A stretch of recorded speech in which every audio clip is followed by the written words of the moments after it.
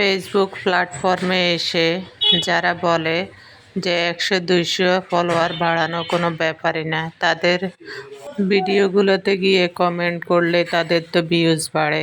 এই কারণেই তারা এসব কথাগুলোই বলে।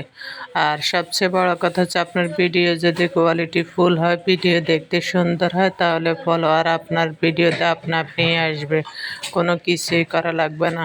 আমি অনেকের আইডিতে গিয়ে দেখেছি, যেমন কি মুন্না ভাইয়ের, উনি তো কাউকে ফলো করে না, কারো ভিডিওতেও যায় না, ওনার এত ফলোয়ার হয় কীভাবে? ওনার ভিডিওর কোয়ালিটি দেখে ওনার ফলোয়ারগুলো চলে আসে। যাক, ওইদিকে আর কথা না বাড়িয়ে কাজের কথায় আসি। আমি আসলে অনেক অসুস্থ, স্যালাইন দিয়ে রাখছি, ভিডিও নাই। আমার তো পেজে লাল বাতি জ্বলতেছে, তাই শুক্রবারের একটা ভিডিও ছিল, আজকে এডিটিং করে অনেক কষ্ট করে ভিডিওর এডিটিংটা করলাম, আর ভয়েসটা দিয়ে দিলাম। বাচ্চাদের জন্য একটু খাওয়া দাওয়া রান্না করছি এগুলার। এখন এই তো দেখেন, দেখতে যেমন সুন্দর হয়েছে, খেতেও কিন্তু বাচ্চাদের কাছে অসাধারণ লাগছে। এটা আমি ব্রয়লার মুরগি দিয়ে রান্না করলাম। কেমন হলো আপনারা অবশ্যই জানাবেন।